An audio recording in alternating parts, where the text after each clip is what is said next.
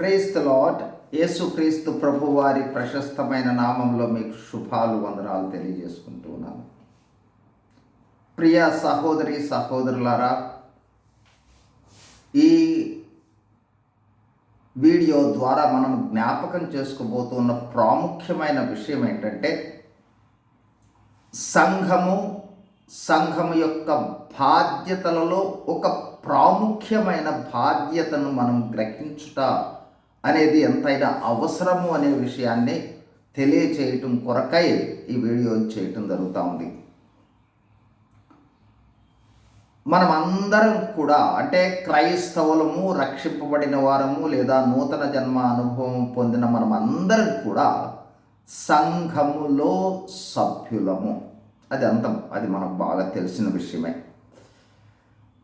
సార్వత్రిక సంఘంలో ప్రపంచంలో ఉన్న యేసుక్రీస్తు ప్రభు యొక్క రక్తము చేత విమోచించబడిన వాళ్ళందరూ వస్తారు. ఈ విషయమే మనం అపోస్తుల కార్యములు 20:28 చూస్తాం. అట్లాగే స్థానిక సంఘము ఎక్కడ 2-3 నా నామమున కూడి ఉంటారో వారి మధ్యన నేను ఉంటానని చెప్పిన ఆ సంఘాన్ని స్థానిక సంఘం అంటాము. మత్తయి సువార్త 18:20 మనం చూడవచ్చు. ఇప్పుడు సార్వత్రిక సంఘం యొక్క బాధ్యత అట్లాగే స్థానిక సంఘం యొక్క బాధ్యత ఇవి దాదాపుగా ఒకే రకంగా ఉన్నా కూడా సార్వత్రిక సంఘాన్ని ప్రతిబింబించేది స్థానిక సంఘం కాబట్టి స్థానిక సంఘం యొక్క బాధ్యత కూడా ప్రాముఖ్యమైనది. సంఘ బాధ్యతలు అనేకం ఉన్నాయి. ఆ విషయాలు చాలా వరకు మనకు తెలుసు. సంఘము అంటే అది జీవమగల దేవుని సంఘము, దేవుని ఇల్లు. సంఘం అంటే ప్రధానము చేయబడిన కన్యక, భార్య అని ఈ విధంగా రకరకాలైన ఉపమానాలతో చెప్పబడి ఉంది. ఇక్కడ ప్రాముఖ్యంగా ఈ సమయంలో జ్ఞాపకం చేస్తూ ఉన్నది సంఘము అంటే ఎఫెసీయులకు రాసిన పత్రిక 1వ అధ్యాయము 22-23 కనిపిస్తూ ఉంది. సంఘం అనేది ఆయన శరీరం అంటే యేసుక్రీస్తు ప్రభువు యొక్క శరీరము. ఆ సంఘానికి శిరస్సు యేసుక్రీస్తు ప్రభువు. అంటే ఇప్పుడు మనకు ఈ లోకములో యేసుక్రీస్తు ప్రభువును తెలియచేసేది, ప్రతిబింబించేది, మన మధ్య యేసుక్రీస్తు ఉన్నాడనే సాదృశ్యానికి సంఘమే సాదృశ్యము, సంఘమే తర్కణం. ఆ సంఘములోనికి మనము చేర్చబడ్డాము. సంఘములో విశ్వాసులు ఉంటారు, బాధ్యత కలిగిన సహోదరులు ఉంటారు, దైవ జనులు, దైవ సేవకులు, ఇంకా అనేక మంది దేవుని పరిచర్యలో ఉండేవాళ్ళు ఉండటం జరుగుతుంది, పెద్దలు, ఇట్లా అనేక మంది ఉంటారు. వీళ్ళందరూ కలిస్తేనే సంఘం. ఇక ఈ సంఘానికి సంబంధించి ఇప్పుడు మనం జ్ఞాపకం చేసుకుంటూ ఉన్నది సంఘము అంటే ప్రస్తుతము మనము ఈ లోకములో ఉన్నప్పుడు మనకు కనిపించే యేసుక్రీస్తు ప్రభు యొక్క సాదృశ్యమే. యేసుక్రీస్తు ప్రభు ఉన్నాడనేది రుజువు చేయటానికి ఉన్న సంఘమే ఆ సంఘం. కాబట్టి సంఘం అంటే యేసుక్రీస్తు ప్రభువే. ఇక యేసుక్రీస్తు ప్రభువే సంఘము అయినప్పుడు యేసుక్రీస్తు ప్రభువు ఈ లోకంలోనికి వచ్చిన పరిచర్యలలో ప్రాముఖ్యమైన పరిచర్య మనం గమనించినట్లయితే చూడండి,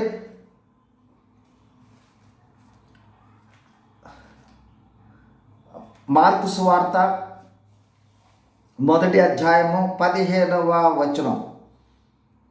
కాలము సంపూర్ణమై ఉన్నది, దేవుని రాజ్యము సమీపించి ఉన్నది, మారు మనసు పొంది సువార్తను నమ్ముడని చెప్పుచు దేవుని సువార్త ప్రకటించుచు గలిలయకు వచ్చెను.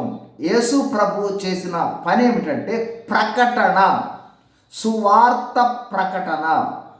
కాబట్టి సువార్తను ప్రకటించుట అనేది యేసుక్రీస్తు ప్రభువు ఈ లోకంలోనికి వచ్చిన తర్వాత బాధ్యత అయినప్పుడు, యేసుక్రీస్తు ప్రభువుకు సాదృశ్యముగా ఉన్న సంఘమైన మనమందరం కూడా సంఘముగా సువార్తను ప్రకటించవలసిన బాధ్యత మనకు ఉంది అనే విషయాన్ని గమనించవలసి ఉంది.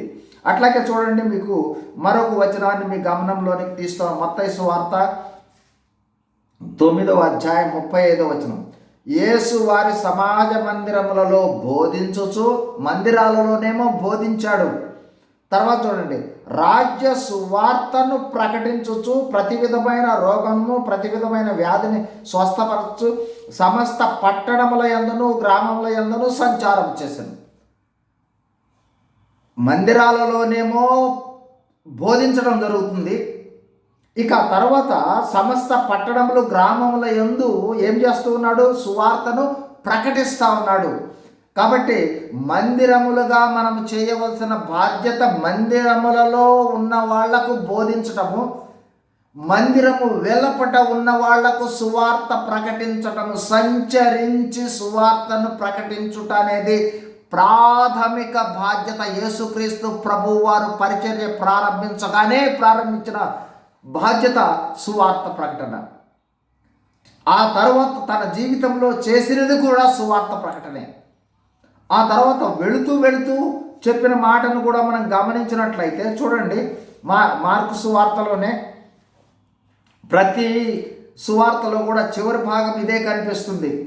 చూడండి, మార్కు సువార్త 16:15, మరియు మీరు సర్వలోకమునకు వెళ్ళి సర్వ సృష్టికి సువార్తను ప్రకటించుడి.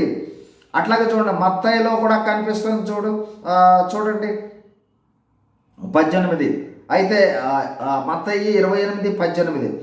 కాబట్టి మీరు వెళ్ళి సమస్త జనులను శిష్యులుగా చేయుడి, తండ్రి యొక్క, కుమారుని యొక్క, పరిశుద్ధాత్మ యొక్క నామంలో వారికి బాప్తిస్మం ఇచ్చొచ్చు.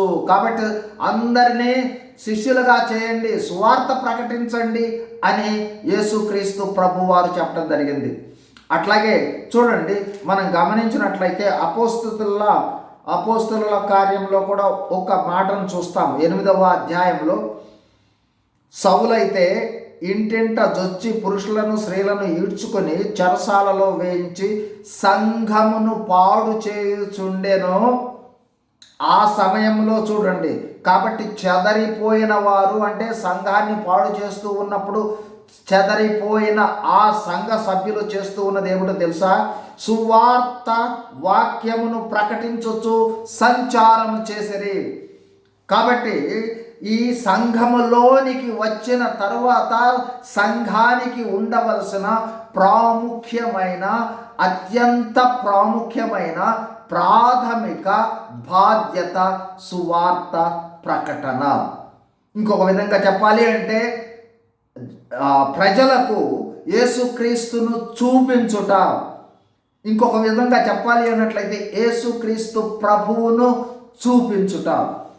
కాబట్టి ఆ చూపించే విషయంలో సంఘముగా మన బాధ్యతను నెరవేర్చవలసిన అవసరము ఎంతైనా ఉంది.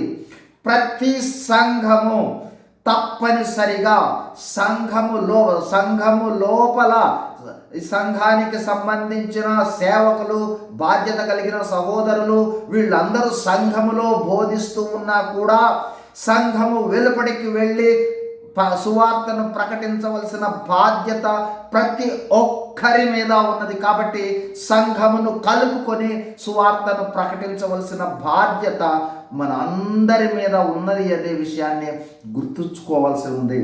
అంతేకాదు, మీరు గమనించారో లేదో, ప్రకటన గ్రంథము 2-3 అధ్యాయాలలో యేసుక్రీస్తు ప్రభువు మాట్లాడుతూ ఉంది, సంఘాలతో మాట్లాడుతూ ఉన్నాడు. అంటే సంఘ బాధ్యతలను గురించి మాట్లాడుతూ ఉన్నాడు. ఆయన మారు మనసు పొందమని చెప్పింది కూడా సంఘాలకే. కాబట్టి సంఘముగా బాధ్యత వహించవలసిన కొన్ని బాధ్యతలు ఉన్నాయి. అందులో ప్రాముఖ్యమైన బాధ్యత సువార్త ప్రకటన. కాబట్టి ప్రియ సహోదరులారా, సహోదరులారా, సంఘములారా, మిమ్మల్ని అందరినీ కూడా చేతులు జోడించి మీ అందరినీ బ్రతిమలాడి చెప్తూ ఉన్నాను, సువార్త ప్రకటన బాధ్యతను దయచేసి విస్మరించకండి. ప్రతి సంఘము సువార్తను ప్రకటించవలసిందే. యేసుక్రీస్తు ప్రభువారు చేసిన త్యాగము సమస్త మానవాళి కొరకు చేసి ఈ రోజున సంఘముగా మన మధ్యలో ఉన్నాడు. కాబట్టి సంఘములో ఉన్న మనము యేసుక్రీస్తు ప్రభువు చేసిన ఆ బాధ్యతను నిర్వర్తించి ఆ సువార్త అనే శక్తి ద్వారా అనేకులను ఆకర్షించి యేసుక్రీస్తు ప్రభు యొక్క రక్షణలోనికి అందరూ రావడానికి మన వంతు ప్రయాసను మనము చేయవలసిన అవసరం ఉందనే విషయాన్ని మీ అందరికీ జ్ఞాపకం చేస్తూ విస్మరించవద్దనే ప్రాధేయపడుతూ వెళ్ళిపోతూ ఉన్న నశించిపోతూ ఉన్న ఆత్మల పక్షముగా భారము కలిగి సువార్తను ప్రకటించవలసినదిగా మిమ్మల్ని అందరినీ కోరుకుంటూ సెలవు తీసుకుంటున్నాను. ప్రార్థన చేసుకుందాం. పరిశుద్ధమైన మా ప్రియ పరలోకపు తండ్రి, సంఘముగా మేము సువార్త ప్రకటించవలసిన బాధ్యతను మాకు గుర్తు చేసినందుకై స్తోత్రాలు. ప్రతి సంఘము కూడా ప్రభు ప్రేరేపించబడి సువార్తను ప్రకటించినట్లుగా సహాయం చేయండి. యేసు ప్రభు వారి నామంలో వేడుకొంచున్నాము తండ్రి. ఆమెన్. Praise the lord.